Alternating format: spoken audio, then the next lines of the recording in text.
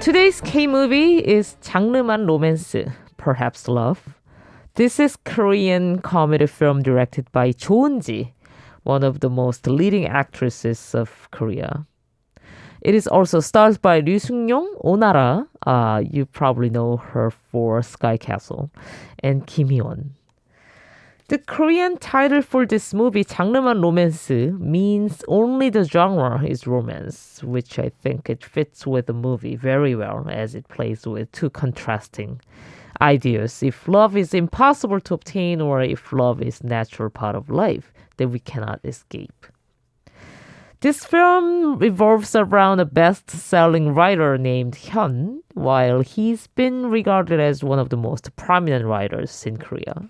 He hasn't written any piece for 7 years, and this has certainly frustrated not only himself, but also his best friend and publisher, Sunmo, played by Kim Hye-won. And then there comes an unexpected change into his life when he happens to drop by the house of his friend, his gay writer friend. At one night, he meets Yoo-jin, played by Moo Jin-sung, a young aspiring writer who has lived with that gay writer for a while. Yoo-jin later reveals to Hyun that he has had a crush on him for years. As a married heterosexual man, Hyun is not particularly interested in Yoo-jin, but then Yoo-jin keeps going back to him as one of the students attending his college class, and Hyun doesn't know what to do about this circumstance, especially after Yoo-jin gives him a short story too good to be ignored. Halfway through the film, we also get to know the other messy side of Hyun's private life. As his second wife and their young daughter have been absent for several months, he feels lonely and he drops by the house of his ex-wife, Mie, beautifully played by Onara, and almost has sex with her, but it was stopped in the middle by their son, Seung-ryong. In case of their son, Seung-ryong, this troubled kid surely has lots of issues. Too much for any other adolescent kid around his age. He hates his family, especially mom and dad. His emotional state happens to draw the attention of Jung-won, a young housewife and a neighbor who lives across from Seung-ryong. Over time, Hyun finds himself getting more involved with Yoo-jin as they come to work very closely with each other on expanding and developing Yoo-jin's original short story. He comes to feel more conflicted as finding himself not only rejuvenated by their collaboration, but also caring a lot about Yoo-jin's feelings. This film is pretty good at juggling its several plot lines. The movie smoothly moves back and forth between comedy and drama. I particularly like the precise comic timing of a certain key sequence. When it comes to comedy films, timing is crucial, We already get a pretty good idea of what's going to happen among several main characters, but we cannot help but tickled more and more thanks to the perfect timing between the performance on the screen. And then there comes of this payoff moment, much more hilarious than expected. We have to talk about characters of this film, especially the main characters of the film. They're basically three couples in this movie. Hyun and his gay student, Mie, Hyun's wife, and his best friend, Sunmo. And lastly, Hyun's son, Seung-ryong, and his neighbor, Jung-won.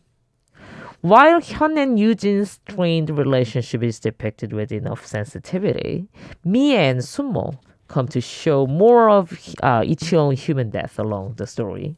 And the same thing can be said about Seung-ryong and Jung-won.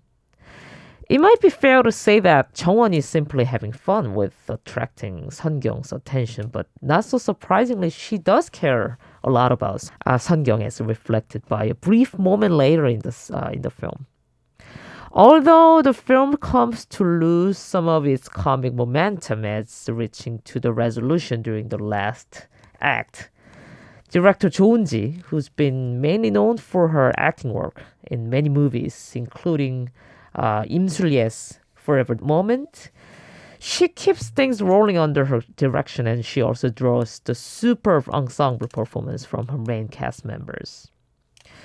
While Yoo Seung-ryong holds the center as required, Onara and Kim Hie-won, Yoo-jin, and other supporting actors bring life and personality to their respective characters. And Oh Jung-se makes a great cameo for the film.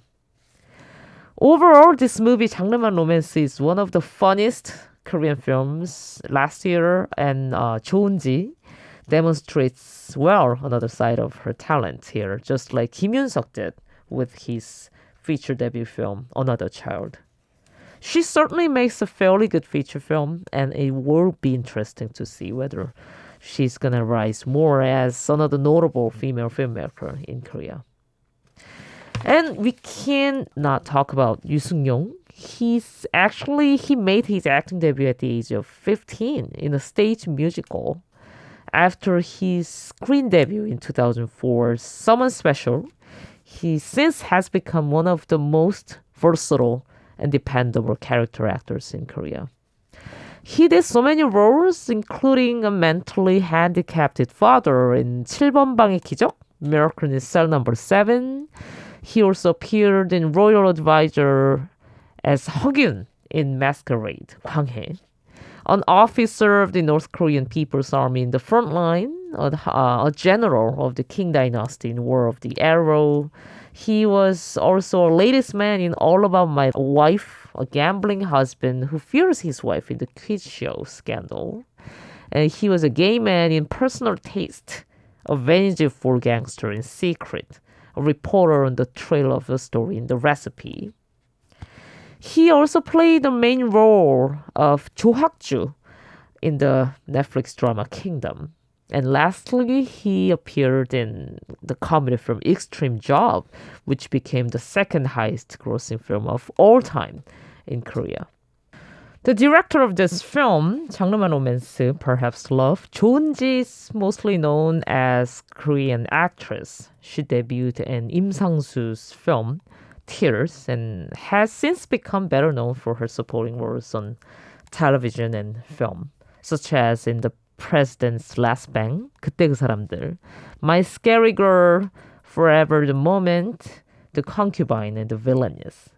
She was also the leading actress in the independent film Driving with My Wife's for a Lover and Sunshine Love.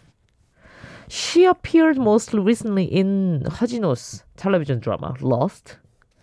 If I can recommend you one movie among the ones starred by Eun-ji, it would be The Villainess. This is a Korean action film directed by Jung Byung-gil. This is a very good action film. I would say this can be a Korean version of Kate, which we talked about yesterday. Download the Arirang Radio application. Type in ARIRANG. Arirang Radio on your app store. download it and listen to Arirang Radio. 88.7 in Jeju City, 88.1 in Seogwipo City, 101.9 in the Daejeong area. Channel 144 on Sirius XM in the U.S. Arirang Radio. Tune in, Arirang Radio.